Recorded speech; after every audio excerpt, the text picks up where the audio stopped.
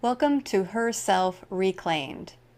I'm Jennifer Soames, an integrative health and capacity coach, helping women rebuild their energy and capacity so they can make effective decisions, set clear and strong boundaries, and create sustainable success in life and business.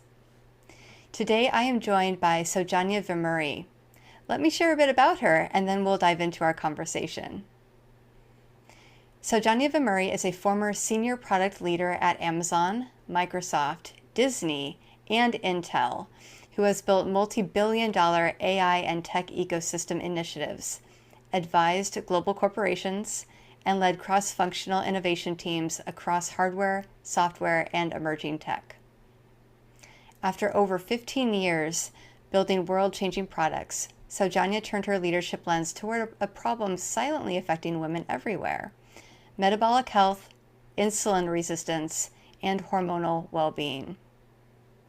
She now brings together systems thinking, metabolic science, and product leadership frameworks to help high-performing women reclaim their energy, mental clarity, metabolic health, and confidence, especially during pivotal chapters like perimenopause, menopause, and major career transitions.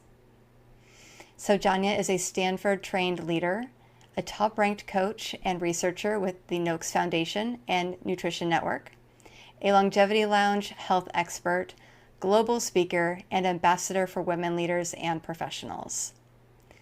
Saujanya's work is grounded in wisdom, science, and lived experience, empowering women to lead their lives, careers, and health with clarity, agency, and strategic self-design. Let me welcome Saujanya here. Saujanya, I am so excited to have you here today. Thank you for being here. My pleasure. Thank you for having me, Jennifer. What an incredible career you have already had, and your knowledge base and skill set are just amazing in what you bring to the world. Thank you. Learning every day and impacting every Absolutely. day. Isn't that the truth? Well, as you and some of our listeners and viewers may already know, preventing burnout is the focus of my work with clients, and many of our viewers and listeners want to avoid sliding down that slippery slope. My work bridges neuroscience, embodiment, coaching, and yogic practices and philosophy, and really bridging body, mind, and real life. I know I wouldn't be here without the influence of my own personal experience in the mix. So your work bridges health, technology, and your own personal experience. What was the moment for you that shifted your interest from tech into metabolic health and holistic well-being? Wow. Okay. As with so many of us, the inflection point or a radical transformation in our lives happens usually through a personal story or a personal event, and that is no different for me. So for me, it was something to do with my father, the loss of my Hmm. father. So I was always curious about health and wellness. And, I was a fitness instructor, a yoga teacher, I was a mainstream nutritionist. But I'm just a first principles thinking kind of person where I knew that there was something about kind of this superficial mainstream, nutrition and fitness that weren't going deep enough for me. And I felt like it wasn't a very holistic approach. And more than anything, they were just not hitting it for me in terms of the whys, right? Like Hmm. why, like ultimately why, right? I get it, and in the world of nutrition wars, you really never know what's the truth and what's right for you. Right. So I was already in that mindset. And in 2017, my mom and my dad, they traveled 8,000 miles to visit me here to celebrate my milestone birthday, and we did a trip to Hawaii. right? And we were in Kuau, this gorgeous, beautiful part of planet Earth, one of the most scenic places. And my Mm-hmm. dad, he's doing what he absolutely loves doing, which is hiking in that part of the planet. And he was there this moment, and in a flash, he's gone. The next moment, he's gone. So he takes one step, he's there. In the next step, he's gone. Right? Wow. Just like that. And for me, I mean, for me and for all of us, we perceived my father to be a healthy person because he visibly did not look sick. His, medical lab diagnosis did not intervene any medical intervention, did not require a medical intervention.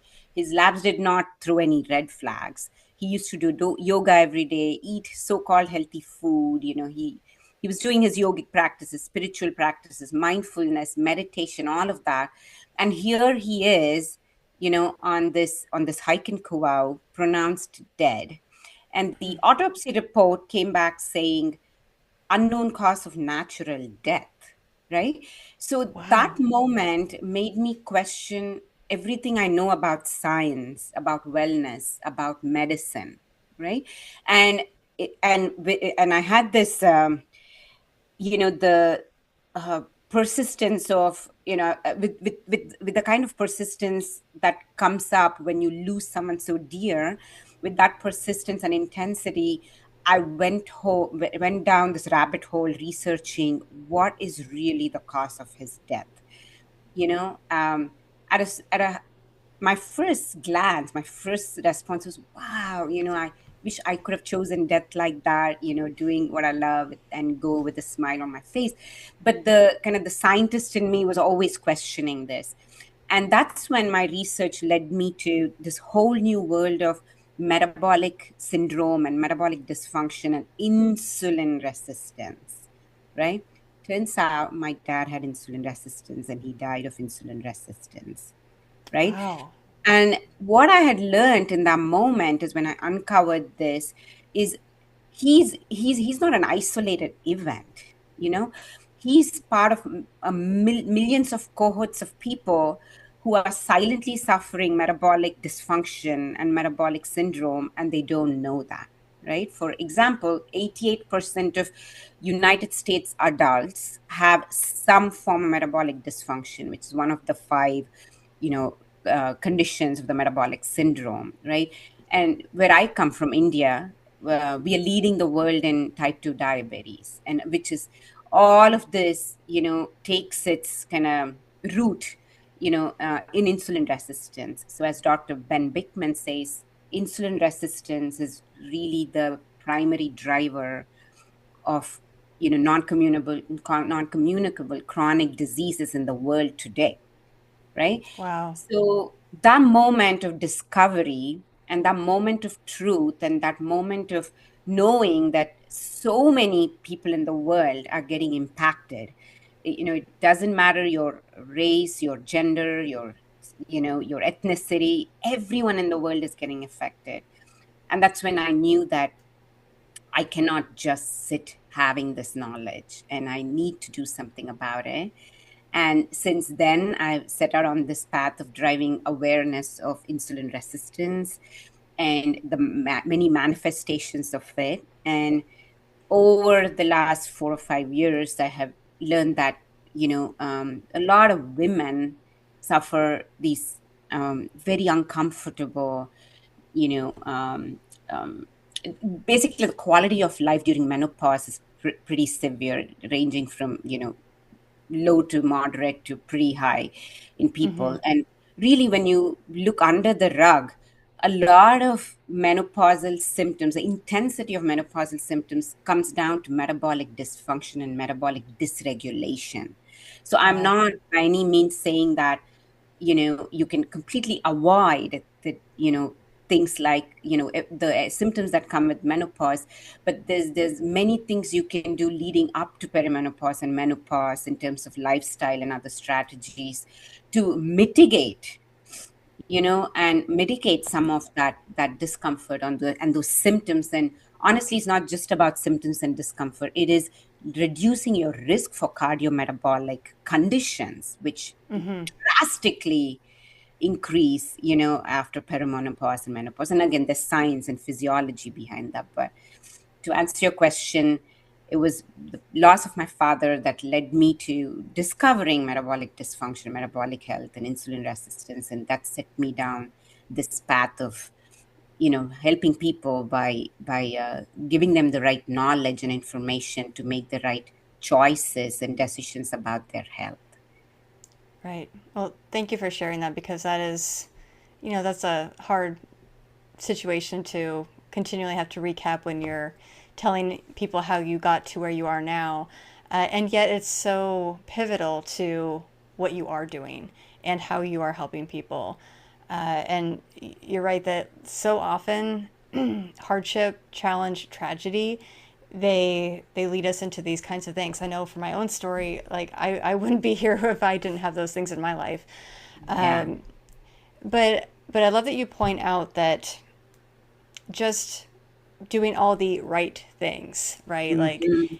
eating healthy, being active, having a regular, like for your father, and like and for us, like having a regular like yoga practice, and also like not just asana, but all the other aspects Yeah. of yogic discipline. It's not just doing all the right things and like you're off the hook.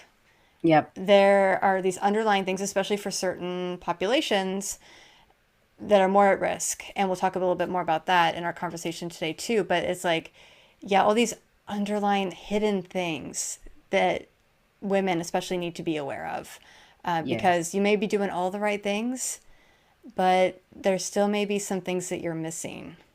Yes, absolutely. Yeah. You're right. There's a there. Having said that, I know in my interactions with clients and patients, I hear a lot of people concluding that it is their genetics that is which is driving disease in them. And I want to clarify that yes, genetics plays a role, but honestly a very small role. Like research says it's under 15%. The elephant in the room is really your lifestyle. And the testimony to that is modern day chronic diseases are all mostly lifestyle diseases. Like type 2 diabetes, is a lifestyle disease, unlike type 1 diabetes, which is Yep. definitely genetic, right?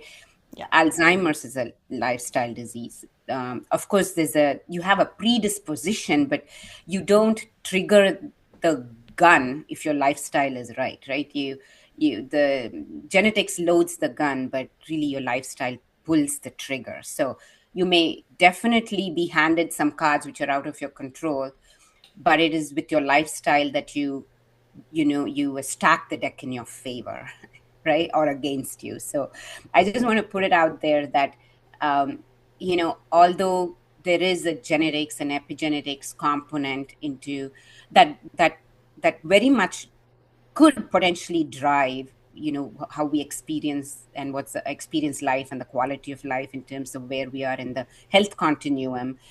I want to make it very clear that a lot of the modern day diseases are preventable, and it is really preventative care that puts you on this path of longevity, not just lifespan, but better quality of life, which is health span, right?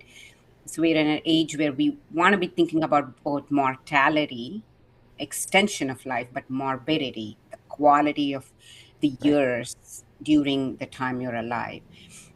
So I just wanted to put that there before we proceed. Absolutely. And I've been reading, I think the first name is Charles. I know the last name is Lipton, but The Biology of Belief. And Mm, he is a researcher in genetics, and his data really supports what you just said. His data that I read was that 5% wow. of Yeah. what we experience in our lives is because of genetics. So in terms of our diseases and conditions, 5%, 95% is because of lifestyle. Wow. And as I am currently finishing up with my health and well-being coaching certification with they Duke has actually done a lot of research and studies on health and well-being coaching, Hmm. because they also reinforce, and per the data, right? We both like data, is that, like you said, it is somewhere like 85, 95, very, very high percent of chronic disease, and particularly things that we see in particularly the United States, but also, Yeah. the rest of the world is following suit. Things like cardiovascular disease and just so many other things. And they Yes. are all preventable because of how we live our lives and the choices that we make on a daily basis. So he has a really good phrase that I liked about not being the victim of our heredity, because I think so much of what I have heard people say, especially when I used to have my body work practice and work with clients, and like, oh Yeah. well, my father, my mother had this, so it's just inevitable, and it's like, Yeah. No, it's not. it's not actually, especially if only 5%. I know actually that 5%, he Lipton refers to with the BRCA genes and breast cancer, is that Yeah. in the cancer research, for women who have the BRCA gene, only 5% of them who end up with breast cancer is because of actually that genetic expression of it. So, Wow. yeah, I'm sure we could talk at nauseum on those things, but it's a really important point to bring up because we have so much power Yes. in how we can choose to live our lives. And I know that's something that we are both so passionate about helping our Yes. clients with. Absolutely. Yeah. I love it. And so more women are getting educated in understanding the role of the nervous system, of hormones and metabolism, Yeah. especially when it comes to perimenopause and menopause. Yeah. And you've talked about widespread metabolic dysfunction, especially in South Asian and East Asian communities. So, what do you wish more women understood about their unique physiological and also cultural risk factors? Hmm. Hmm.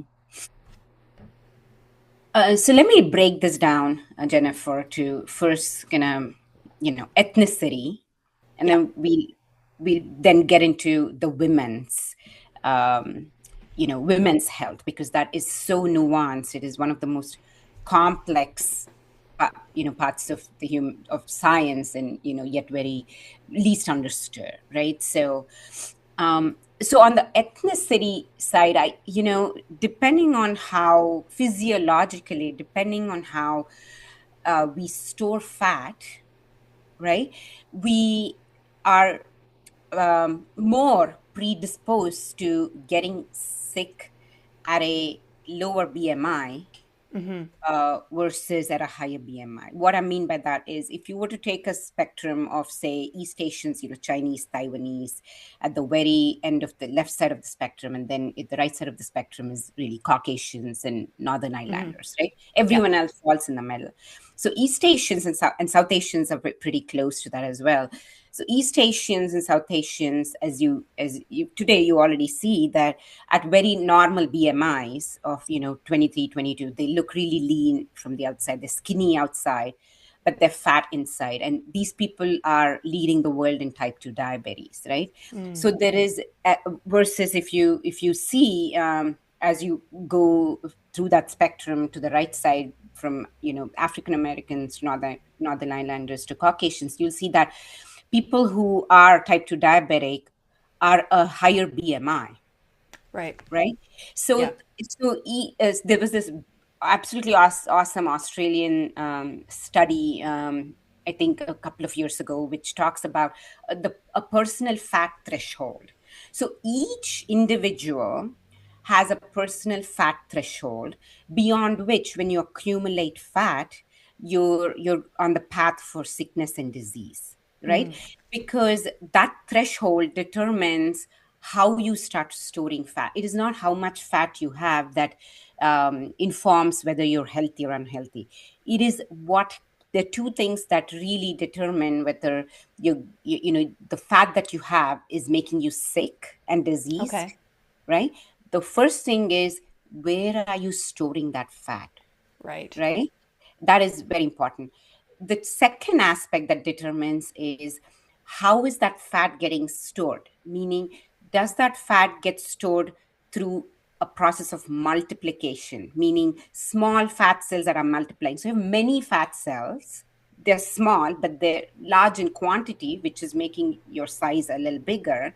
Or is it that it's the size of the they don't multiply, but the size of the fat cell increases, right? That's called hypertrophy, and the other one Yeah. is called hyperplasia. But so now the question is, at these left end spectrum, ethnicities at a lower BMI, they're getting sick because what happens is, if they start gaining weight or start putting on fat, they start putting on fat through hypertrophy. That is, a small cell becomes larger and larger and Okay. larger, Yeah.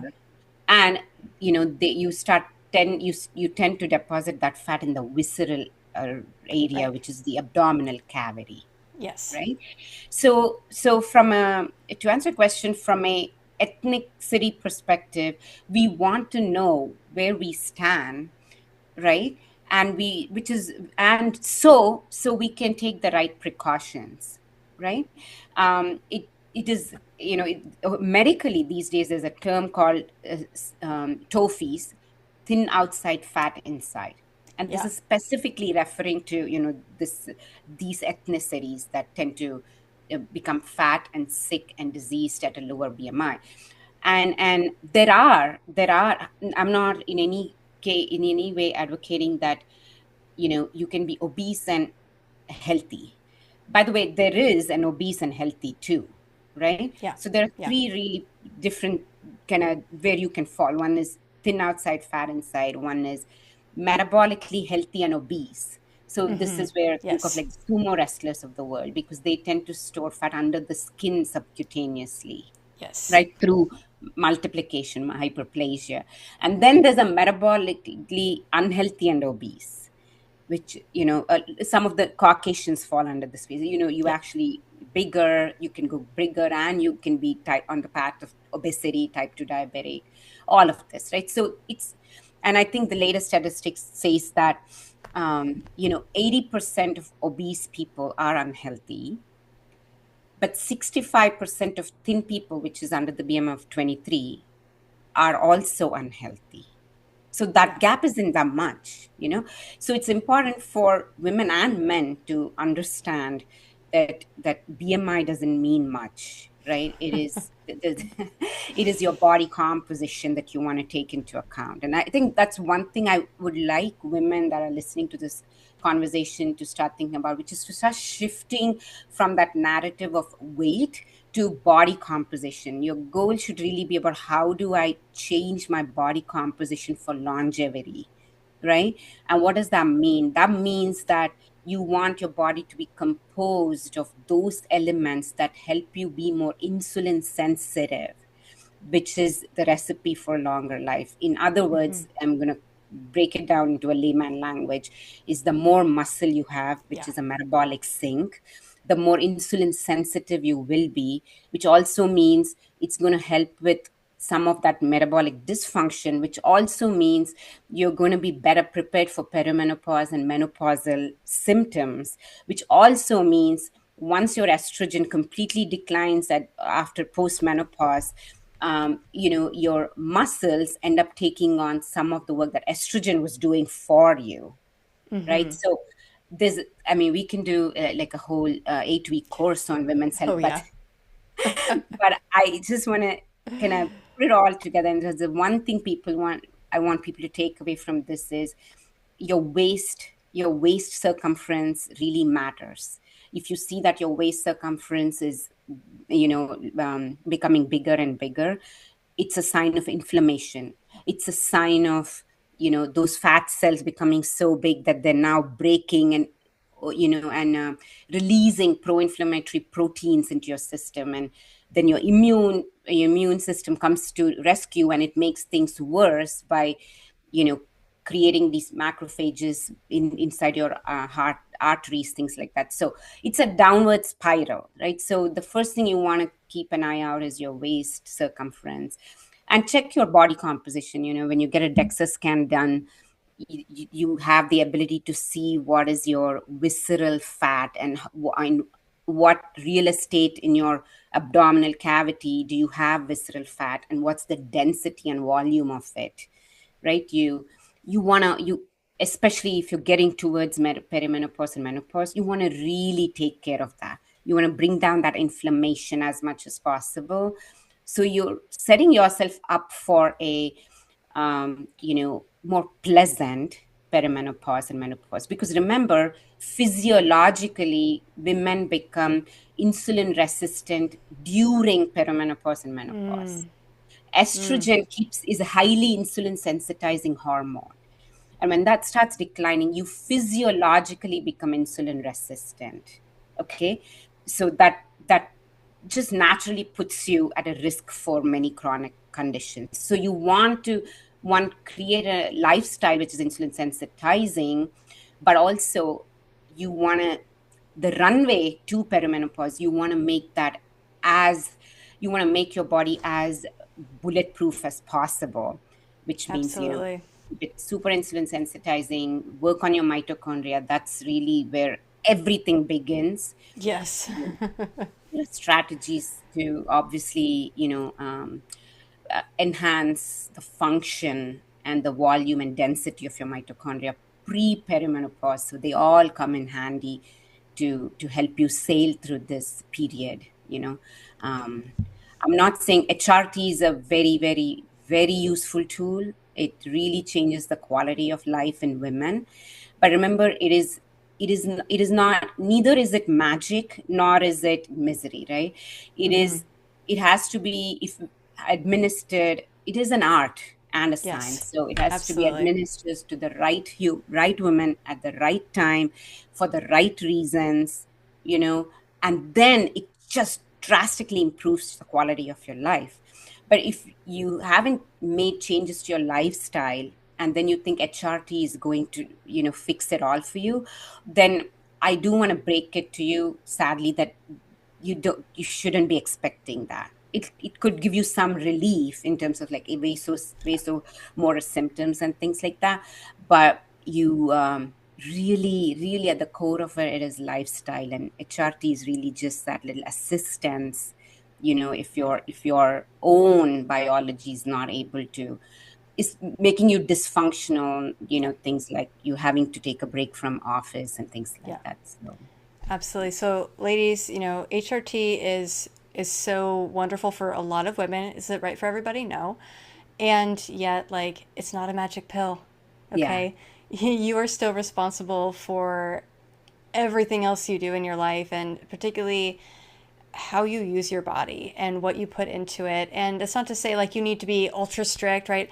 I'll be honest, I've had multiple eating disorders, and like I've been there where yeah, it's like I can't enjoy life, I can't enjoy food. So we're not saying that at all. yeah, Like enjoy life. absolutely. And at the same time, like, right, things in moderation, but Yeah. really that weight training, ladies, like get in the gym.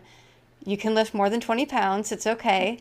And also, like, granted, I am not a licensed physician, but what I do know, and what you can ask your provider about, is also like your testosterone levels. Yeah. If you think testosterone is only for men, and Uh-uh. it's also the precursor to estrogen. So, ladies, like, if you want good muscle mass, good body composition, make sure your testosterone levels are good and get in the gym so you can actually uh, build more muscle and, of course, strengthen your bones. Because guess what? There's actually like a rule, it's called Wolff's Law, that bone will lay down more bone when there's demand placed upon it. So that means when Exactly. you use your muscles, you actually can build up bone. So it's not like, oh, it's all downhill, right? That's how we tend to be taught, is like you hit a certain age and it's all downhill from here. No, it's A, not. if you believe that, and Yeah, two, if your choices and your actions reflect that belief. exactly. And when you were So talking yeah, I about, do. oh yeah, I'm go a ahead. big believer of better knowledge is better health. So I feel like the more people understand how their physiology and biology works, they at least can make informed choices, right? So Absolutely. yeah, And I'm so glad you brought up BMI because A, like, it's something that like I detest personally. I detest BMI because it's not a measure of health by any means. And No. as you were describing like these three kind of types, the first one that you described of like being thin on the outside but having this hyperplasia of Yeah. fat cells and big fat cells. My husband and I always call it skinny fat Yeah. because like your BMI could be really great and like on paper you look fantastic, right? Yes. But you're skinny fat. You And are. again, like that ratio of fat, particularly that omentous fat that's on your abdomen and around all of your organs, your internal organs, you don't want that. And like we know women generally have that kind of like pear shape. And yet like ladies, if you start to notice like too much of that around your midsection, like Yeah. that's really not healthy. So yeah, just make sure that you're really talking with your providers about these things because it's not just about looking good. It's not just about feeling good. This is about like how long you're actually going to be here in this Yeah. life and the quality of life in that. Yeah. Optimum health. See, I think BMI, the thing is, it's a good kind of population level metric, but Yeah, at an individual level, it doesn't give you anything actionable, so to speak. right. You know? Okay, great. My BMI is 24. So what? Like, now what? Versus my body composition, I see that I am at 42% of fat, and my visceral fat index is 10, which puts me in the red zone. I need to make some lifestyle changes, Mm-hmm. so that I'm optimizing around better lifestyle. So I think those are some things that are important to know. um, yeah. I mean, I was one of those people who was in this camp of eat less, move more. Yeah.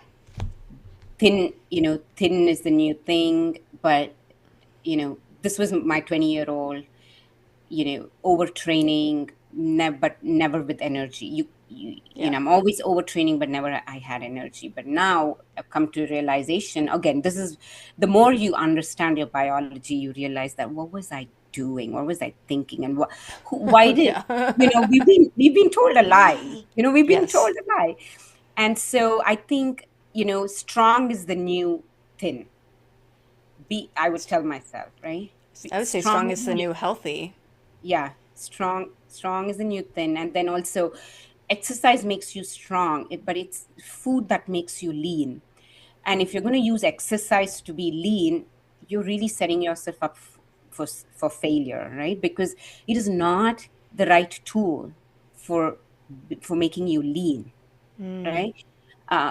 Because remember, a lot of us, all of us, humans in general, tend to underestimate how much we eat and overestimate how much we train, Mm-hmm. and how many calories we burn during training. And you don't burn that much. The body, let's give we're insulting the intelligence of the body by saying, it's burning all of this for like a little 5 mile walk. I mean, there's just billions years of R&D gone into this body that knows exactly what homeostasis means, and it's striving for homeostasis every second of its existence.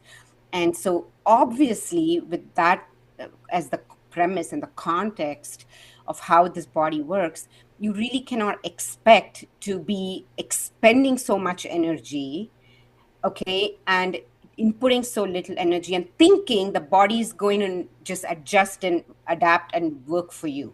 It won't. It will try to maintain homeostasis. So Mm-hmm. you can't go that far. That's not the right formula, to if you're thinking about using exercise for aesthetics and losing weight, then guys, then you really have to reconsider that mental model. Yeah, there's so much more that goes into it, and I know other people. I have friends who actually like do this with their clients and work with hormones and metabolism Yeah. and exercise. So that's like a whole. It could easily go down a rabbit hole there. But yeah, and just remember when we talk about like building muscle. So ladies at home, listen up. That if you want to burn more calories, well, the more muscle mass you have, the more calories you're going to burn Yeah. just sitting here at your desk. Absolutely. And so just remember that more muscle mass is great for your daily function, but also like if you want to achieve some weight loss goals or even just that homeostasis of your body just maintaining status quo, more muscle is going to support you in so many ways. So yes, we Absolutely. could spend all afternoon on our soapbox there, but Yeah. I but think your moving second part on. of the question, I'll just quickly close on that, Jennifer. The Yes, second please part do. is kind of this women, the one size fits all thing. And I think since we are talking about training, I think something that I want to explicitly say is our, in a when you look at chronobiology, there are really two rhythms that our biology operates on. One is the circadian rhythm, the circadian, which is the rhythm throughout the day. But the Mm-hmm. other is the infradian rhythm, which is any cycle which is beyond 24-hour cycle. And for the Mm, women, menstruation cycle is one of the rhythms, right, that our biology cycles through on a monthly basis. right. So now, depending on where you are in the menstruation cycle, this is where again, I want to emphasize when you said one size fits all. It's not just that, one size fits all. Yes, you're right. Like, what works for my partner, my male partner may not work for me. But it's even more granular than that. It is what worked for me during my, follicular phase of my cycle, which is the first 14 days may not work for me in my luteal phase of the cycle, which is the next 14 days, right? So, this is something I want women to really pay attention to. And you don't have to listen to me, you can experience it for yourself. Our our those 24 or 28-day cycle is a beautiful orchestration of different hormones going up and coming down, and there's this beautiful ebb and flow which just happens so naturally and so rhythmistically every month, and we don't even pay attention to it. And but as a result, what happens is when certain hormones are on the peak, right, you have better muscle protein synthesis, you have better neuromuscular adaptations, which means you have faster recovery, right, which Mm-hmm. means you can train really hard, you can do those high intensity intervals, and you just will be fine, to the point that you might even end up overdoing it because the hormonal environment in your body supports that kind of training, right? Absolutely. And that's the Right. follicular phase. That is the follicular phase, Yes. which is, Yes. day, depending on the person, say your menstrual cycle is 1 to 5 or one to Yeah. four, 4 to 10. 4 to Mm-hmm. 10 is that phase. And it's Yeah. not just the body, even the brain. It is during Mm-hmm. this time we are the most creative. This is where we are the least intimidated, and you do public speaking. You somehow there's something about you that gives a little bounce in your step, and this is when you actually do so much better, in a public facing setting. You're more creative, you those think big ideas just naturally happens as a result of this huge flow of estrogen in your body, Mm-hmm. right? And then comes the ovulation phase, which is the 10 to 14, I mean, yeah, 10 to 50, depending on the person, right? Yeah. Here again, your muscular, it's very similar to the follicular phase, where from a training perspective you hit your peak. This is where both your estrogen and progesterone are at their peak. You're sleeping great, you're training great, you're very creative. You don't have this fumbling and stammering in your speech, things like that, right? So you want to plan activities according to these menstruation cycles and the hormonal hormones that are assisting you, right?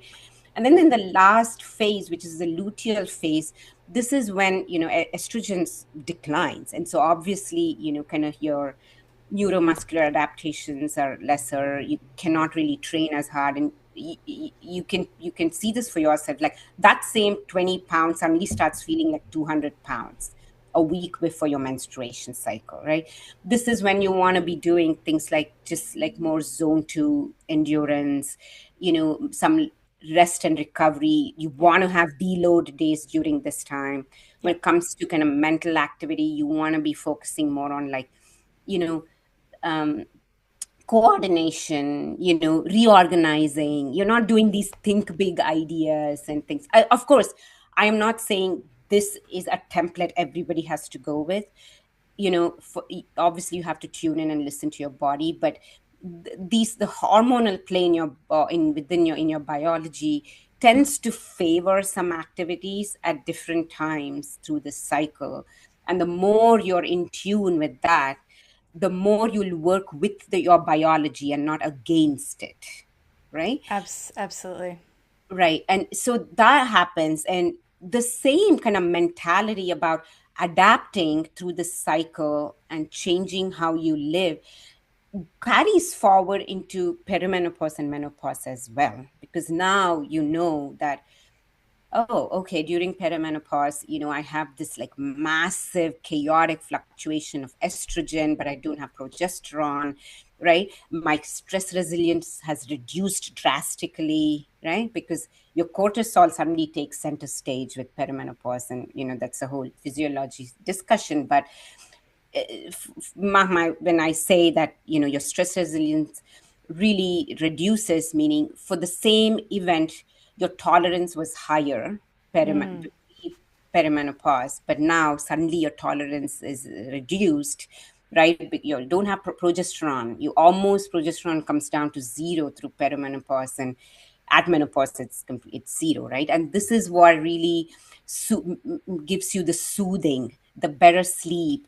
It's triggering the GABA neurotransmitter, which actually makes Yeah. you calm down, the Zen. Yeah. So this is when you want to be thinking about, okay, I know my biology doesn't have what it needs to soothe me down. And this is when you want to be focusing more on stress management methods, mindfulness. This is when you really are clear about the boundaries in your life. It's like, I know this is not for me. This person is not for me. I should not be there. I'd rather spend my time, managing my. So I think, again, that awareness is awareness through the menstruation cycle. If you can take that towards perimenopause and menopause and really tune in and work with your biology, it's a massive difference to your experience, Yeah. So yeah, just wanted to put that Absolutely. out there. Yeah. Yeah, and so I mean, like, ladies, you know from experience that, like, as you move through your cycle, like, it affects your energy level, your sleep, your Yeah. emotions, and all that plays into, yeah, how you're going to use your body. You're going to be doing more weight training, or maybe feel like you want to do more weight training and kind of like, yeah, Yeah. earlier on in your cycle. And then by the end, you're like, I'm just going to do a really gentle yoga practice Yeah. today, or maybe go Yeah. for a walk. And that's the thing, is like, you may see fitness magazines, even if it's a women's oriented, fitness magazine, that's like, about, burning X number of calories of this Yeah. workout. And it's like, is that appropriate for you to do on day 23?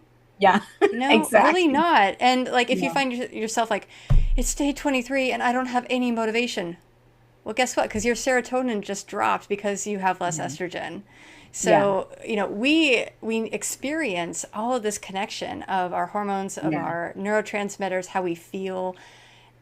And like, guys, they have like two peaks, first thing in the Yeah. morning and in the evening with That's testosterone. it.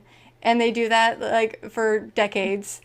And so like, we're all over the place, right? We're And that's all like, over. if our that's if our hormones are balanced, right? And if they're not, like, that's a whole other story. But this is why, like, we as women, both in life and in business, we can't pretend like we are men, because even as like Saujanya mentioned, like public speaking or like your Yeah. creativity, when you're running your business or when you're working, if you're employed somewhere, these things factor into how you show up in the Yes. workplace as well. So not just in your life and for your family, but like, these are things to consider in every aspect of your life. Absolutely. Because like, hormones do affect every aspect of our lives, as you They're little well experience. messengers. Yeah, Little messengers. They communicate. I mean, they're communicating something. All we have to do is listen to what they're saying. exactly. That's And their that's one role. thing that I love, like, in my process with clients, because when I worked with my Duke coaching program, and just with my own background of embodiment and body awareness and things, it's you and mindful awareness at the very center Absolutely. in pretty much anywhere that I look, whether it's the Duke coaching model, whether it's mindfulness practices, whether, whatever it is. And just like Saujanya is saying, like, the more self awareness that you have, the better you understand what's going on in your own body. And Yeah. two, you can communicate that better to your providers when you need their help. And three, you can take that into how you're showing up at work and the things that you're doing physically and everything else. So it's like the more that you can tune in, the better that's going to serve you and everybody else in your life. Yep. Touche. Yeah. Excellent. And so, I mean, you and I both see that one size fits all approaches fail women in general, but especially women over 40. And I mean, we've already talked about some of the attitudes and things, but are there any other misconceptions that you want to address and what actually works when women really work with approaches that work for them personally? Anything else you I want to think what cover? we just spoke, Yeah. covers a lot of Yeah. this, which is, really, um, work with both the circadian rhythm, Mm-hmm. the circadian, because believe it or not, the light is such a powerful um, information to your cells. I mean, more than you can ever imagine, even to the extent of, it's the light that when it enters the mitochondria, your mitochondria and your cells are determining which genes to turn on, which Mm. neurotransmitters to bring online, which to turn off, right? So light is powerful, right? And the circadian rhythm is powerful because, especially one of the hormones, I mean, there's so many hormones we can talk about. One of the hormones that we've been talking about quite a bit is cortisol. Yeah. Cortisol is in tune with your circadian rhythm, right? Mm-hmm. You Yes, it know, wakes you up. yeah, when your circadian rhythm comes online, it's powered up. Cortisol is at its peak because it is what gives you the rushes the blood to your muscles and your brain to go start the action, right? So you just knowing that you want to design your day that you don't have stressful events that first thing in the morning, because already there's a surge of cortisol. And if your life has that, then see how you can design it a little differently. You know what I mean?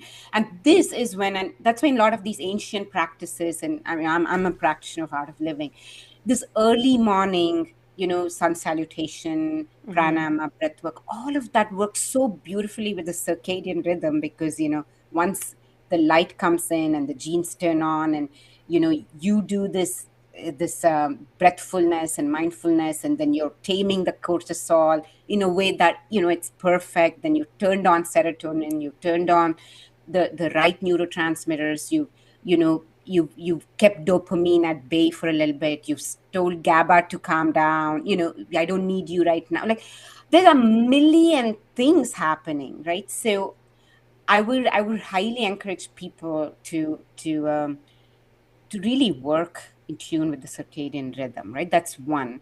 Women, and I think the second one is, like we said, the menstruation cycle and the rhythm is so critical. We don't even know how many things happen. We take things for granted, and I want to reemphasize that if if we can work in sync, at least for the most part, with the circadian rhythm and with our menstruation rhythm, half the battle is won. You don't Mm-hmm. have to do any, you don't have to buy stack up expensive longevity supplements. You don't need to be part of some fancy gym. You don't need to win a CrossFit championship for longevity. You don't have to be in Whole Foods buying the most expensive food. You know what I mean? Yeah. There is so much in the basics. You just have to know how what it's doing and how it works, so you can tune in. And I would encourage Absolutely. people to start there. And a lot of the mindfulness activities that you do, Jennifer, Mm-hmm. very much take the circadian code and its function in terms of how it, at a genetic, epigenetic, physiological level, is, is really influencing how we are experiencing the day, right? Who knew that that first ray of light entering your retina sets the stage for when and how well you're going to sleep that night? Mm-hmm. You know what I mean? Like, Yeah, amazing. there's so many things, and which is why you don't want to be seeing blue screen the first thing in the morning, because your retina is used to natural light, and which progressively becomes brighter, which means progressively your melatonin is becoming more and more, right? Versus if you expose it to this blue light first thing in the morning, your cells are not designed for that, Yeah. you know. So it feels like this modern world has confused ourselves. Yes. They're programmed on a different algorithm. We are running on a different algorithm, and hence so many of us have this metabolic dysfunction, right? Yeah. Because we've just confused ourselves, and it just comes down to how do our cells actually work? What if we just, as much as like, let's tune back. And obviously there's some things like, in the last 50 years alone, we are exposed to 80,000 more environmental toxins. Mm-hmm. That's something you cannot fully control. I get that. Yeah. Yeah. Get that. But we've also, as an example, we're consuming 3,000% more sugar. Mm. Can we control that? Mm-hmm. To some extent, yeah. Things like that. So Yeah. I Yeah. feel Yeah. like the narrative has to be more around, what am I doing that aligns with my unique biology in this moment? Mm-hmm. Exactly. I know for me, like really tailoring things to me, because like with brain injury and then limbic system impairment and how all of that and pituitary damage was all affecting my hormones, my sleep, all of these things. And of course, like Yeah. interestingly, like I remember years ago, someone sent me a message like, "Oh, try art therapy because it reduces your cortisol." And I was like, "Thanks, but I actually can't produce enough cortisol. I have to take it." And so it's like when you look at data, we'll talk Yeah. about how to sift through data in just a minute or two, but it's like really understanding what works for you and then addressing those things. Because, Yes. like, ladies, you have the choice of, are you going to pick up your phone first thing in the morning? Or Yeah. do you even keep it next to your bed? Honestly, for Yeah. me, my phone is off and it's in the completely other end of the Me house too. at night. And, Same. like you have control over that. And caffeine affects your cortisol levels, it spikes them. And so, how much caffeine are you consuming, especially first thing in the morning when that cortisol is already high? Yes. How much are you consuming throughout the day? And what is that doing to your nervous system? When I rewired my limbic system and healed my nervous system, I was actually consuming a lot of caffeine. Mm. And thankfully, when I learned how to do everything, including these visualizations that I do in the morning and what I teach my Yeah. clients how to do, that really aligns with, yeah, like those rhythms and also the brain waves and when they're Yeah. active. Um, Yes. I drastically cut my caffeine, and like that was such a huge component of that, because if you're feeling like tired and wired, well, that Yeah. could be a reason contributing. So all of these things are in your control, just like Saujanya's saying. And, it comes back to, what matters most to you? What is it that you want for your life? And to always move in every action based on those things. So if you want longevity and not just, I want to live to 100, but you want a good quality of life, these are things to start to considering, to consider for yourself. Absolutely. Yeah. And by the way, caffeine in itself is not bad. There's so much emerging research, right? But Yeah. I want to make Too sure we, much. Too much yeah, is too bad. much. Yeah, and I think with caffeine, I actually I I spent like 1 month researching like 50 or 80 papers, and I wrote my LinkedIn newsletter on this. I remember, and I'm not a caffeine drinker, but I think the one takeaway for me from that is the timing and the dosage matters when it comes to Yeah. caffeine. So Yeah. yeah, all you ladies and gentlemen, go check that out, and please reach out if you have any questions. Because a lot of my clients were like, the first thing every client asked me is, what about coffee? Are you telling me to stop coffee? And that this because caffeine is a um, it's a psychoactive substance, remember, so it has the tendency for your brain to depend on it. So it's really Mm-hmm. hard to give up on caffeine, which is why there's this fear. It's like, wait a minute, are you telling me to let go of Don't something that take it away. Don't take it away. I know. acknowledge that I get it, and trust me, it's doing you good. But you just have to, like with everything else in life, use it the right way. It's a tool. It's a tool, right? Moderation. More, Moderation, yeah. you know.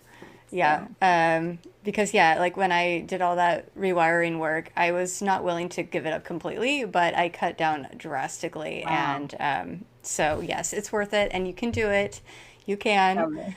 Um, but I want to celebrate that you just published a book. Yay! Yes. Congratulations, that applies leadership principles to health. So, first off, what is the title of the book? Yeah. Okay. So we're debating. So it's so funny Still that working on it? we're about to publish, but my editor and I are debating. He wants it to be build your health stack. I want it to be own your health stack. So, but it's going to be something around stack, and Okay. you being the owner of your health. And this whole kind of stack came from my tech background. How we build tech stacks, and health is no different. There's the basics, which is the foundational stack, right? This is where the what everyone talks about. We all know what to do, but we don't do it, which is movement, sleep, stress management, limit Yeah. alcohol, whatever, and eat Yeah. eat real food.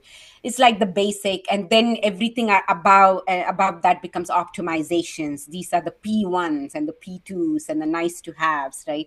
So if your body was a product, say the Apple phone, your core feature set would be around whether this phone can call people and message people, right? Mm-hmm. Everything else starts stack ranking above that, right? If your phone Sure. cannot do that, one is not a phone. Right. Its core value proposition is lost. So this book is about how do we take product thinking frameworks and leadership frameworks to talk about, to have a health conversation. How do you manage your health with the same lens as that same lens and the same hat that you wear in your office or your workplace every single day as a leader, right? You bring think big. You tell your teams to have a think big vision. Do you have a think big vision for your health?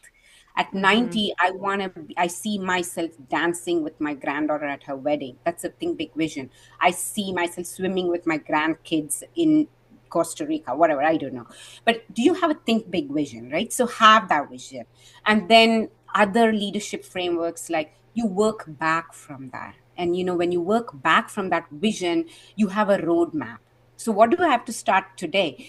And what will get me there? What that does for you is you don't have this like overhaul of your life, but you're saying, I'm going to incrementally add things to get there, right? So it is a very much a tech and a product thinking framework where sprint by sprint you're delivering value and taking something on to enhance your feature set, to enhance your roadmap, and to get closer to that vision.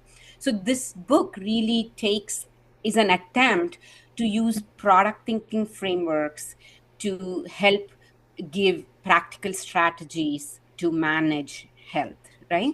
Because I think this human body honestly is the most perfect, awesome, fascinating product that's ever built. There's Mm-hmm. no product design out there that's better than the human body. So then why not use the most those same product principles that the best of the best companies use to manage your health, you know so that's one aspect, kind of the tactical side of like use product principles to make this easy, become the CEO of your health. But there's Mm-hmm. another aspect, which is where the leadership, the mindset comes in, right? This Mm. is where things like ownership, bias for action, you have so much bias for action when it comes to getting a promotion. You're delivering results, you're taking ownership, you're going above and beyond, you're bending backwards to get a promotion. Are you bringing all of that effort and that mindset to health, to achieve something? Why not? If you're not, then why? Yeah. Right? As a leader, you're having this ripple effect within your team and organization, in what you say and how you think, in the bold vision you bring to the team. Are you doing that with your health? If you alone could be the change maker, your family, your community, your society is going to have a ripple effect. Isn't it your Absolutely. responsibility? So leadership is not a title. It's not an entitlement. It's a way of being, and you bring Yeah. that way of being everywhere, not just from 9 to 5. That is who Yeah. you are. So this book is challenging leaders to be that, right? So it's my humble attempt to kind of challenge status quo, and then bring some of my own strategies that have worked for me and my clients, using this kind of CEO framework and product thinking framework, and we've seen success. So I wanted to share it with the world. I love that. And so make sure that you check out her book, whichever title Yeah. it does prove to be. But she's got great things in there, and I'll share all of her links down below too, and remind you of that at the end of our conversation today. But you mentioned this like CEO mentality and how this leadership goes into every facet of life, right? And so for these women who are watching, like for you ladies, you are entrepreneurs, you are successful professionals, and maybe some of you are moms. And so when you notice that you're giving everything to your business, to your job, to your family, but you're on the back burner, Yes. right? You are so good at taking care of everything and everyone else, but when you have lost sense of who you are, your body, and your sense of self, oh girl, we need to have a conversation because this is what we do, right? This is Exact. this is what we Exact. both of us do, is to help you come back to yourself so that you are in your body, and you remember, or maybe even discover in the first place, how much agency and power you have in your health, in your life, and in how you show up, not just for now, but like, right, this ripple effect of what legacy do you want to leave. And it all Exact. starts just like with what you have in your book and my work combined. Both, they start with vision. Because Yes. if you don't know where you're going, if you don't know what you want and what you want to create, then it's not going to happen. So you Yeah. have to really get clear on your vision and your values, and then everything goes from there. So yes, I love it. And I so love make sure you that. check out her book. Definitely. Yes, thank you, So Jennifer. No, I love what you're doing, by the way. Very powerful, right? thank you. And to your point, it is really how do we show up? And that is a choice.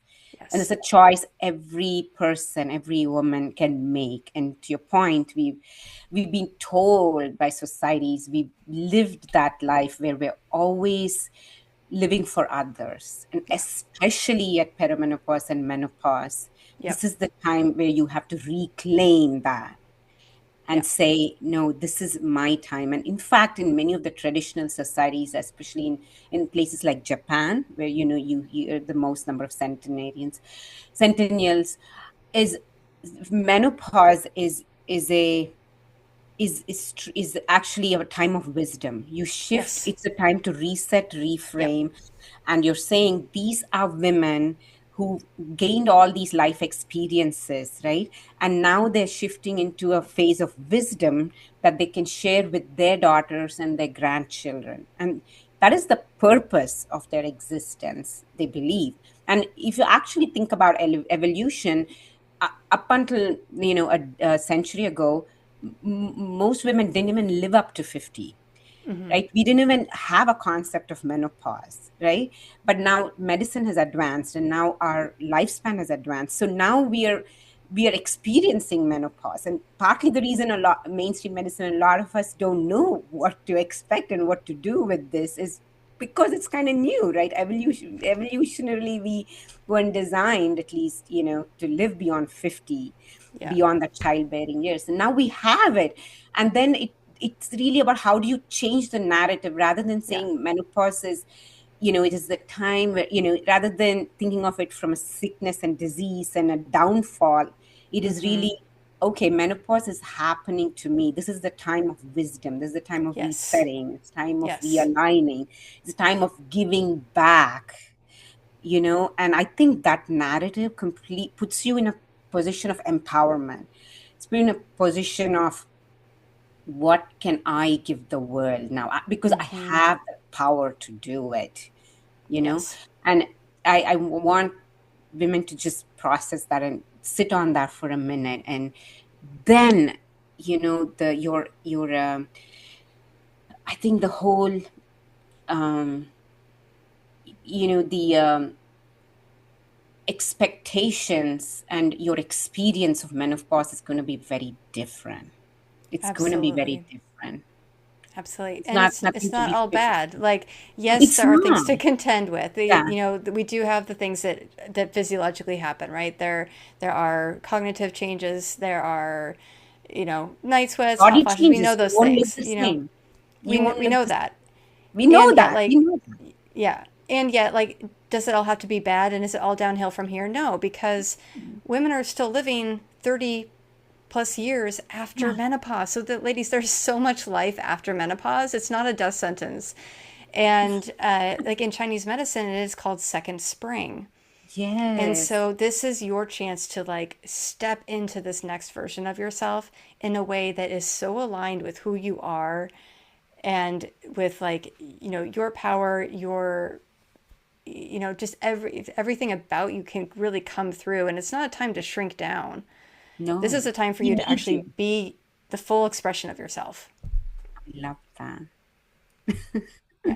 And so, as we talk about how women are getting more educated about midlife medicine, there Yes. is a major gap between the research that we see online and Yeah. what's actually relevant because there's so much information out there. And, usually like you look up something and then you completely see the opposite next to it, right?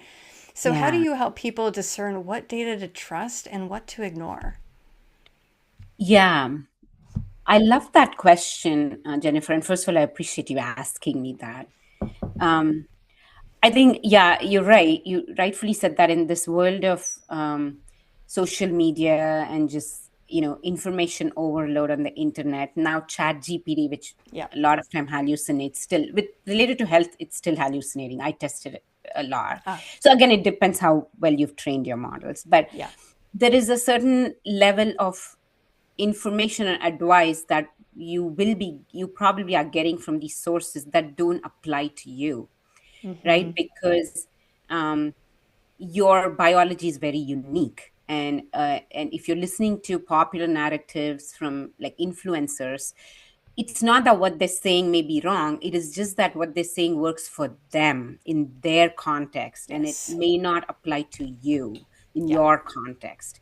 And your epigenetics, your genetics, your environment, everything is so different, and your biology is so different that it is really hard to go by this one data point, which is usually the case with popular narratives. Mm-hmm. So there few things we can do to clean that up, so we can filter out what we want to take and not take. One is, you ideally want to be going to scientific literature, Yeah. especially in, like, say, even if you need to say, if you're really into this hardcore, then it's worth paying for scientific literature and seeing what's Mm. behind the firewall. But in my experience and what my clients have seen is, scientific literature is hard to understand. Yeah. So, in that case, see if there are, reputable health experts who are legit scientists, and who have a research background, who are translating this data into something meaningful, right? So that's one thing. You can look for those sources, PubMed, and Yeah. NIH, things like that.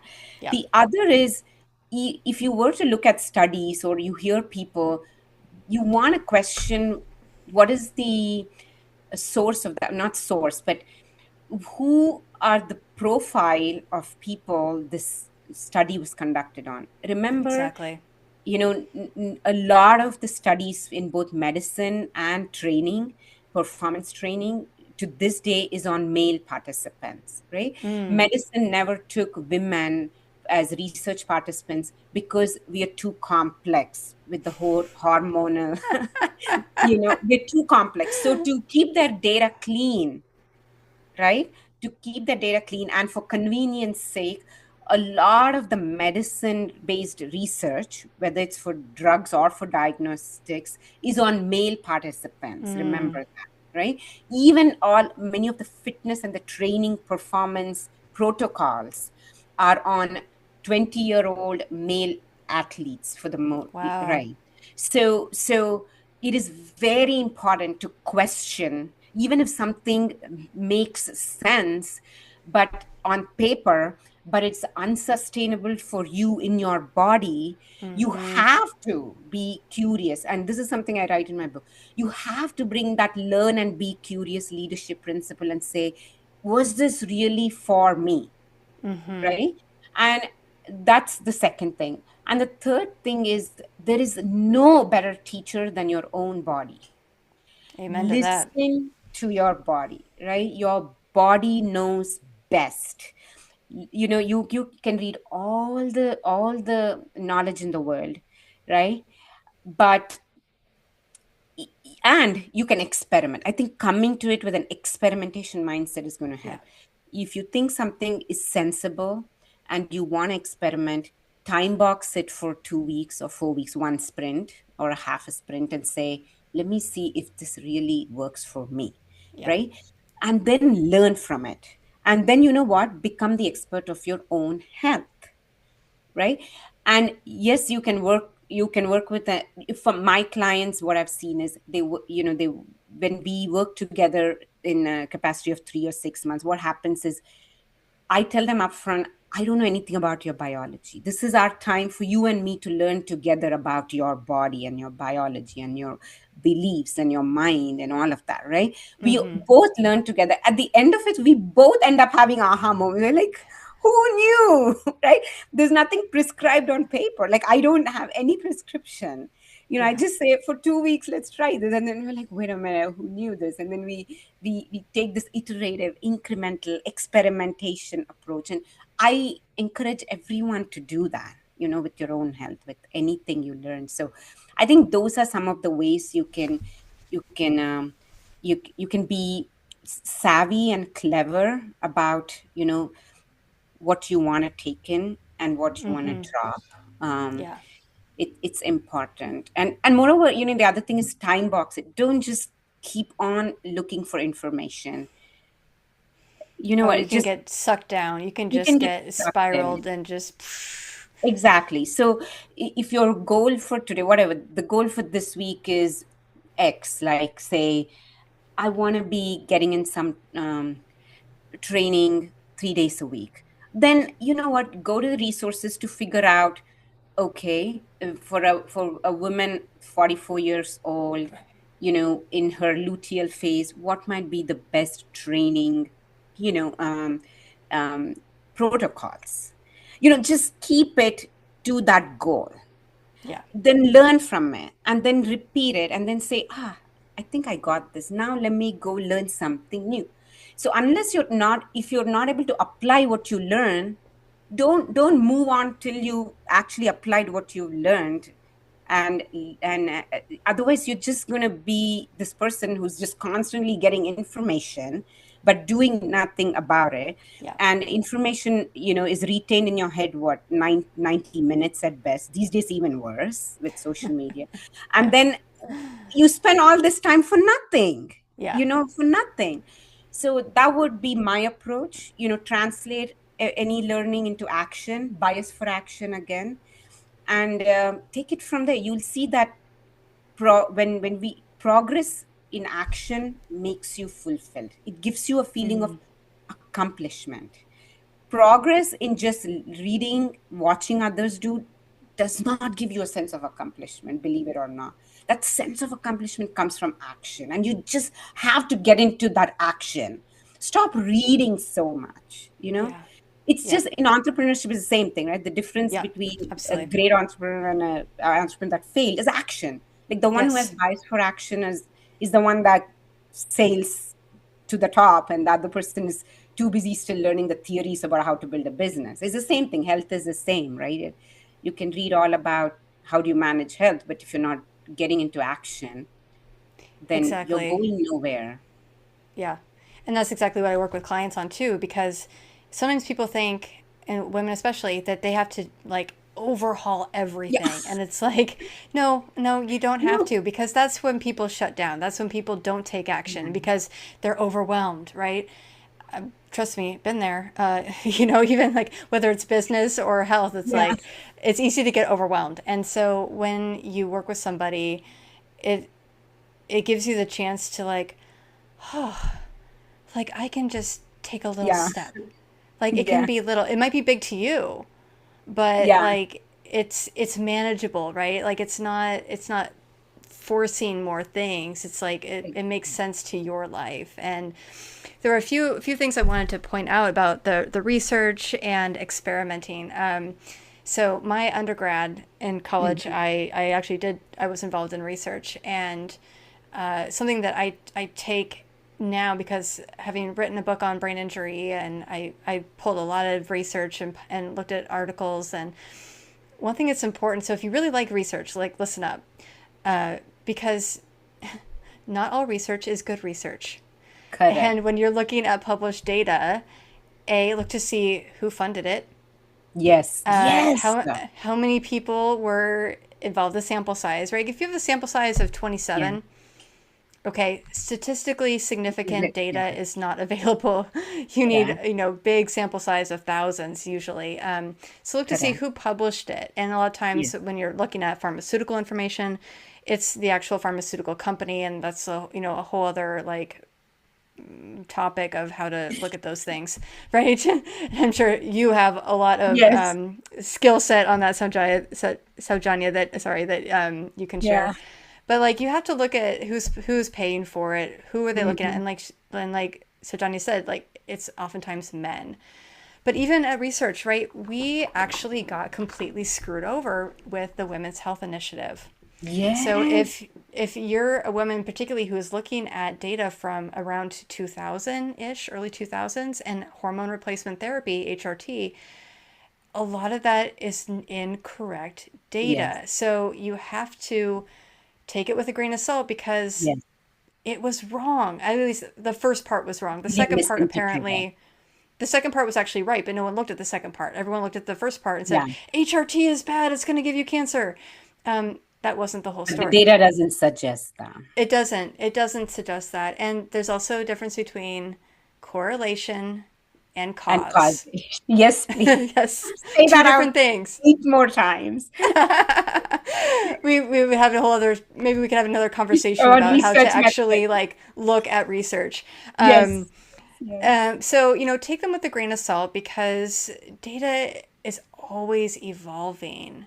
And Yes. what was true even 5 years ago may or may not be true today. True. And is it true for you? You. Because your body is always changing. And what was true for you 10 days ago may not be true for you now or 5 years from now. Yeah. And even when it comes to food, what was poison for you at one time, maybe medicine for you at another. And obviously what's poison for somebody else, of what really harms Saujanya's body may be like Yeah. amazing for me, and vice versa. So that's why, when she talks about really paying attention to what works for you, is why this is so critical. Because no amount of research, no amount of influencers, no amount of information is going to replace or substitute or dictate anything better than your own awareness. Yes. I love, love, love what you said, Jennifer. I'm so glad you brought up the Women's Health Initiative.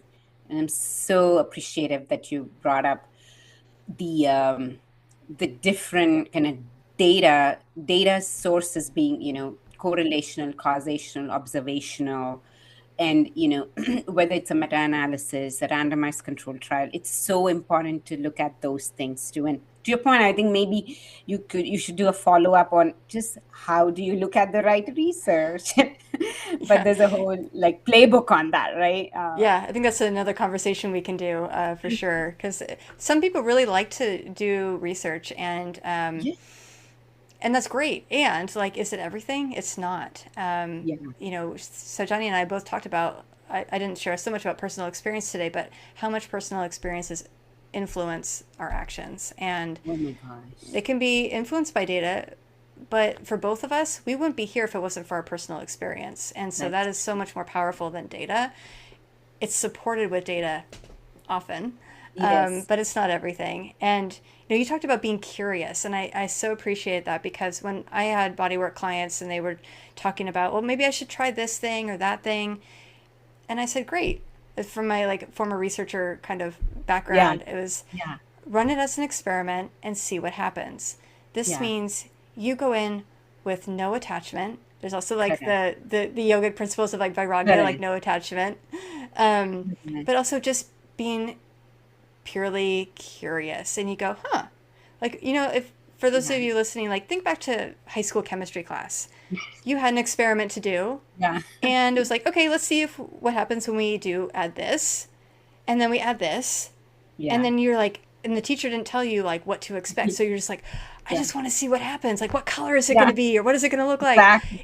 It's the same thing when we run an experiment, whether it's food, whether it's hormones, whether it's exercise, or a modality that we're pursuing, but also allow the element of time, just like Sojanya said, like give it time. Because I've had people I know in my life personally and professionally who they like try a modality. Hmm. Let's say for example like acupuncture, and they're like, oh, it didn't work, and I said, well, oh, that's too bad. Well, how many sessions did you do? One. Yeah. I couldn't help myself. Sure. I literally laughed out loud. I felt so bad, but at the same time it was so hilarious to me, because it's like, and even my own clients, they were like, well, how many sessions does it take? And I'm like, well, I work with my clients for 6 months, take them Right. through a whole process of structural Sometimes that's integration, not even enough. because we need time, and your body needs time to Yeah. integrate. And we are in this age of, you think about it and Amazon has already delivered it inside of Yes. your house. But, Instantaneous gratification. and ladies, like, there are times where absolutely you will get quick results with things that you do. And You- there are times where it won't happen that way, and you need the element of time, and you have to allow time. Yes. Bodies are so wise. Our bodies, Yes. like, I have so I much know. reverence for our Me bodies, too. because they are so wise and they take so much. Oh my gosh. All They the take. things that like we have all been through physically and emotionally, and like everything that we've been through, I'm so humbled. Like, oh my gosh, this body is so incredible. So It is true. so intelligent. All the things that I don't have to tell it to do, thank goodness. Yeah, I But know, like, right? but it takes time. It So takes time. be Yeah. curious, Be be curious. critical in, Yeah. your in research analysis, and, just allow time. Yes, I love that. I recently, just yesterday during so I block time every morning for study. And I was listening to this super awesome researcher. She's actually the first time I'm kind of switching from, metabolic health, menopause to like other areas. And circadian rhythm is another thing I spent a lot of my years learning. And I started shifting into quantum biology and quantum physics. Oh, I love And that. right. And then I learned something yesterday, which I'll just share. Turns out sound is a very powerful data for water. Okay. Mm. What that means is water, what they've done experiments where depending on the type, they play some, the gong sound they played Yeah. over a pot of water, and the water actually takes shapes and moves in different ways to do that sound. Okay. Um, where I was going with this is our body is 90% water. True. So the information it's getting is from the sound. around you. And by the way, Mm, this is one of the ways to, improve the mitochondrial function as well. Sound has a very um, high bearing, just like exercise and food, on mitochondria, right? So, which is why, when people say spend time in nature, it's the sounds in nature, however subtle, your cells have a familiarity to it. mm, Birds chirp. Why is it that when birds chirp, there's some kind of happiness? I don't know, you right. feel like I want to hear it. Like I love I'm it. It makes me dying totally feel happy. Yeah. suddenly, right? It suddenly snaps you out of this like daily chaos to like, wow, wait, what just happened, right? It's just so easy. So, the same thing, water, you know? So sound makes a difference. So, and it doesn't have to be nature, anything that gives you joy, even if that means music. So Yeah. I want the other way to kind of shield yourself from, and give better information to yourselves is be mindful about what kind of conversations, sounds, people you're exposing yourself to. Absolutely. You do not know at what level your body is actually taking that as a stressor. Mm-hmm. And I think it all comes down to what you said. I'm just beating about the bush. You said self-awareness, right? And I know your coaching does look at a lot of these aspects, and I want to acknowledge that you're doing an absolutely awesome job with that. Thank you. Bringing awareness. So I just want to throw that out there, because just getting into the realm of quantum physics and biology these days, and there's so much around light and sound that I wasn't even accounting for. Like, not that I wasn't accounting for, my methodology involves a lot of this breath work and sound and nature and Yeah. earthing and grounding, all of that. But Yeah. did not fully understand the science behind it. And now I'm like, whoa, the wise people knew what they were doing, Yeah. you know? Absolutely. Like So, so much of this is actually like ancient wisdom. Like, so many yes, traditions, they knew all this, they but they just knew didn't have this. modern language to explain it. And now we have instrumentation, we have EEGs, we have other things that, Yeah, can give us data. And yet it's saying the exact same thing that people have known for millennia in cultures. yeah, And, you're thinking about like waves, right? And there are sound waves, and how that can shape water is amazing. yes, And also there's for people who are really interested in all this kind of stuff, there's is it heart math, oh, yes, right, heart, that actually can like measure the congruence of, trying to remember the details, escapes me right now, but like look it up, because it actually maps out. And I want to say this was it out of Stanford, or mm, I don't remember where it was, but I think it's in university in California that was actually mapping this out, of congruence of your heart with your mm, emotions. And so, wow, like, when we talk about sound, right, like, you may think, oh, chanting, or like yeah, those yeah, things, like, that's just for, hippie yogis. Well, yeah, yes, yes, and there's also reason, like yes. Om. There's actually Oh, so much yes, to Om. There's meaning to it, but it's also this resonance, right? It's yeah. sound vibration, and actually, like, there are people who do sound Healing. healing with tuning forks and things, because it's frequency. And Yeah. so the same when we speak, what are we saying? And the vibration of that, it's also tone. Yes. And I know that's what I work with clients on, is like reframing things, because it's the things that we say about ourselves, it's the things that we Yes. say about each other. Yes. And when I rewired my brain, like, that really changed, because I was so much more Mm. aware of, what am I saying? Yes. I love that. And is that supporting like my nervous system, right? Because like my our bodies listen Yes. on this vibrational level. Are we giving ourselves, essentially like bird song, or are we giving ourselves like, jackhammers in New York City streets? What do we want to be surrounded by? So, Wow. but I love that you bring that up, because it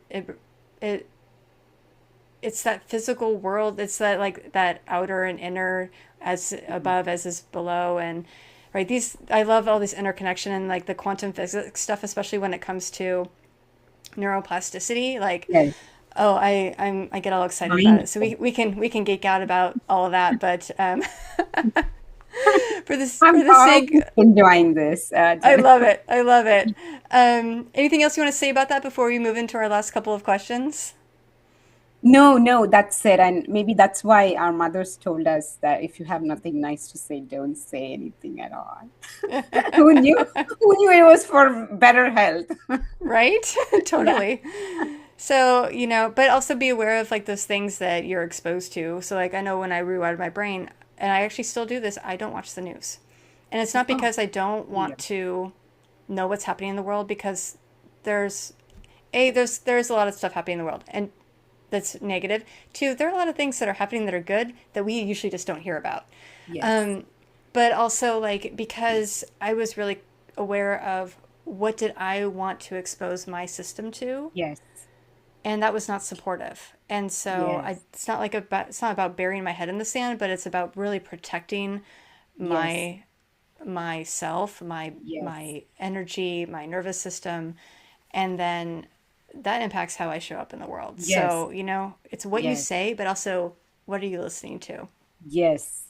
Absolutely. That, I mean, it's profound. The difference it makes um, is huge. Yeah, I just don't go anywhere near the news. I mean, I've tried, but every time I tune in, it's just the same thing. Someone Yeah. shot someone, there's this war, there's that. And any, social gatherings you go, those are the conversations. And then, Yeah.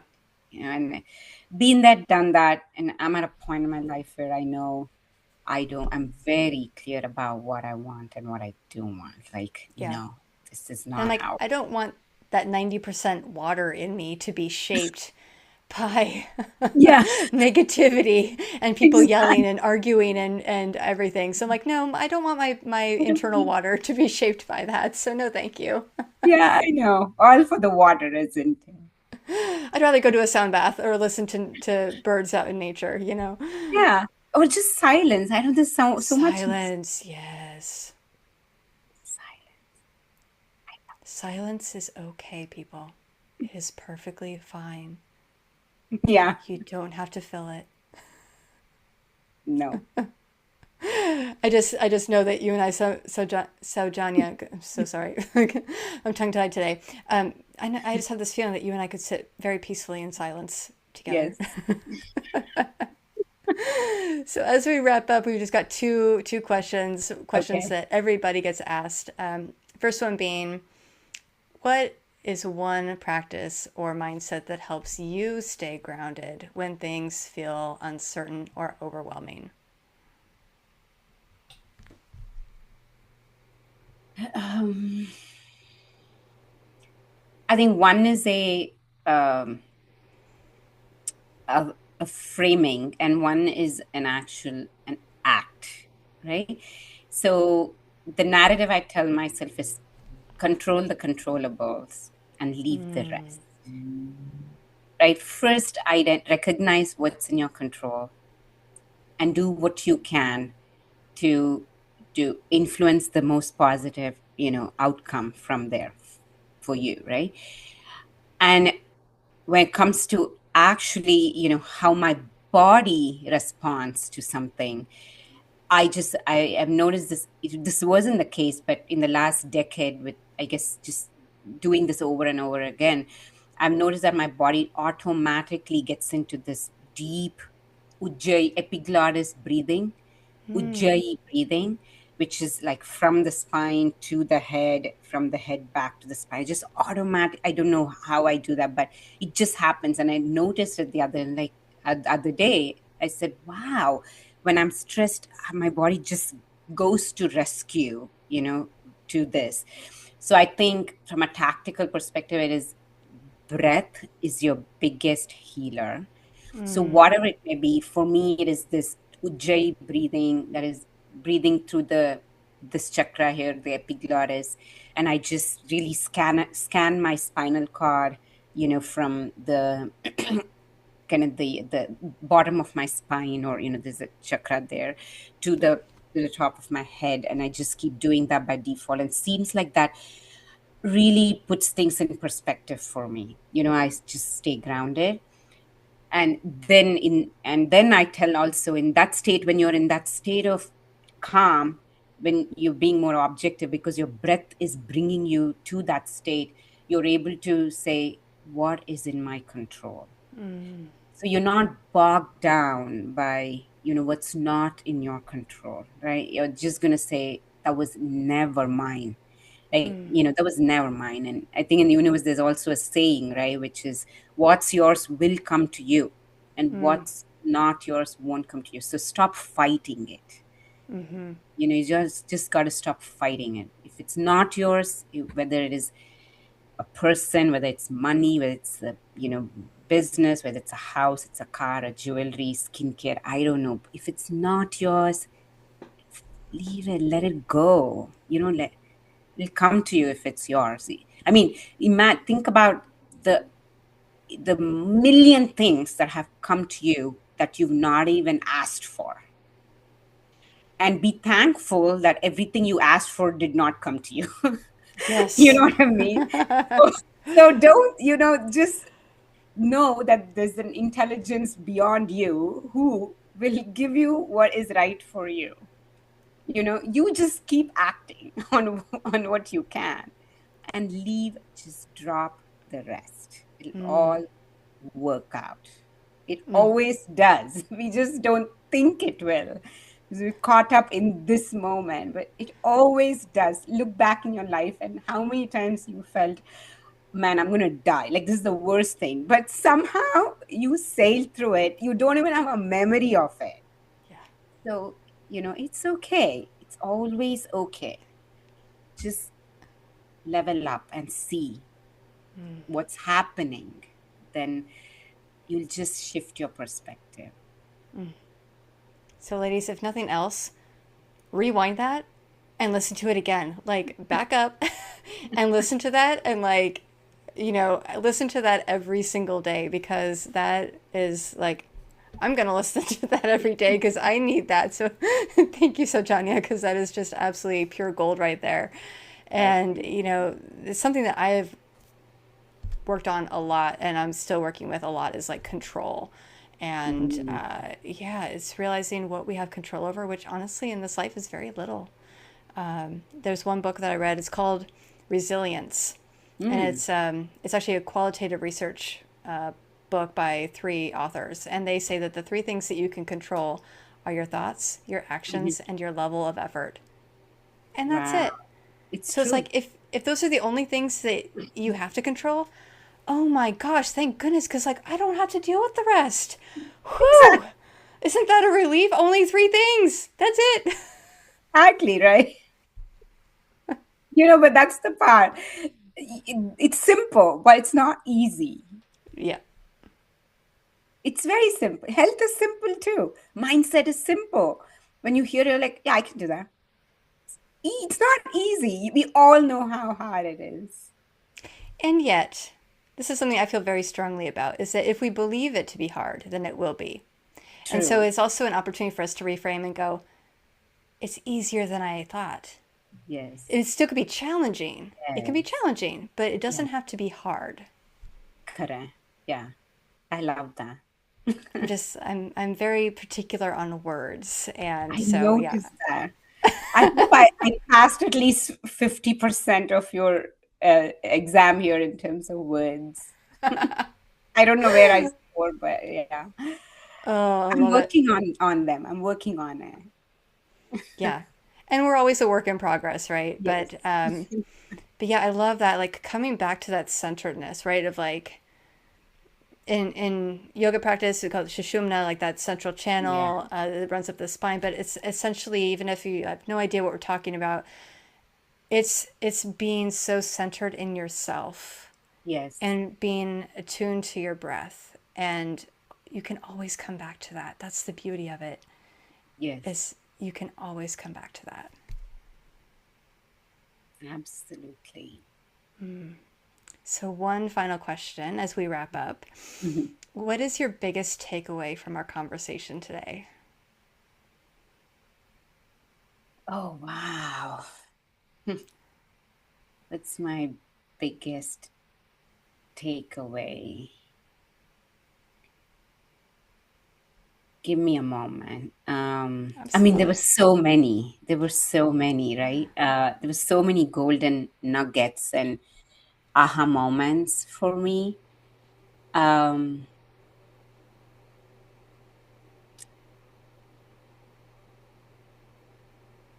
I, s- I would like to say that,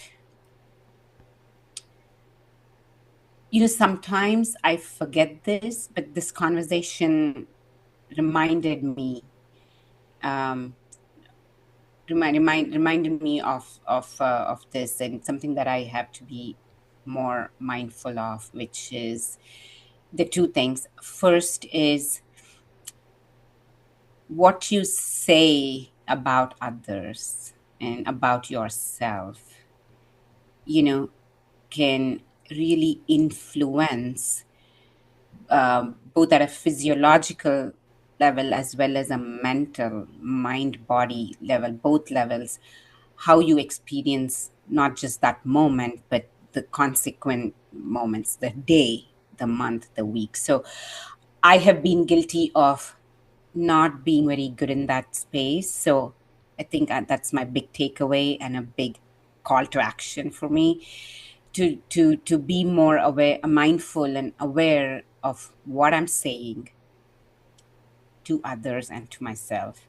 That's one. I think the second one is, I say this a lot, and I do this quite, I remind myself quite a bit, but I think there are days, where I forget it. And this was an absolutely great reminder for me, which is, you have the choice. There's always a choice. And, you know, courage is a choice. And sometimes I think I can be more courageous, and which really comes down to the choices I make. And I've in the recent past, I've forgotten that. And this conversation is a reminder for me to say, courage is a choice, and you have to exercise that choice, because the other side of courage is growth. And what you see on the other side of, acting in spite of fear, in spite of uncertainty, in spite of doubt, when you still go act, something shifts. What comes Mm. out of that is a renewed sense of who you are, your belonging in this world, what you, it's of purpose, I think. And it's happened to me in the past. I think I have discontinued doing it. And this conversation now is a great reason for me to bring that back into my toolbox and remind myself. Oh my gosh, those are beautiful. And like, those are also going to be something to listen to on repeat because that is just like, Oh boy. that's gold there too. And as I think about what stood out the most for me, I mean, like you said, so many things. Yeah. But I think one thing, kind of this overarching theme, is the importance of knowing yourself. Mm. And not just your body, because the body is part of the self, but it's not the self. It's just this embodied part of ourselves, right? This is our human form. But how important it is to know our bodies, how important it is to know, who we are, because Mhm. obviously, like, there is this relationship. We are, as I heard one person say the other day, we are not souls in a meat suit, something to that effect. And Wow. Yeah, I wow. loved that Yeah, because we're not. we know. And so the more that all of us, myself included, that the more that we know ourselves, the better we can make choices and to take action, meaningful action for our Yes. health, for our lives, for our businesses, however we want to show up and all those things. But the more that we know ourselves, the better we can show up in the world the way that we want to. So true. I love the qualification there when you said meaningful. Mm. I think that really hits the nail on the head, right? I just loved this conversation, Jennifer. I really, really, with all my heart, I'm saying it. I just loved it, and it's actually moved me. It's really moved me. I came in with a very different like mindset and weekend, and then I'm leaving with a renewed sense of purpose and being and wanting to be someone. So I really appreciate you for Oh, well, everything. thank you. It has been such a pleasure to talk with you today. And I know that this is like just the first of some great conversations that we'll Yes. have both on and off camera. So I look forward to those. And, you know, I will, um, I will take Saujanya out of here as we, actually, yeah, just for a moment. Um, but if you would like to follow Saujanya and explore her work, and make sure you check out her book, all of her links are in the description below, so be sure to check those out and reach out to her if you have questions or want deeper conversation with some of these things. And to everyone listening, thank you for being here. If something really clicked for you today, something resonated, subscribe and stay connected. And for more conversations that can support you, your energy, your capacity, and leadership. I will see you in the next episode.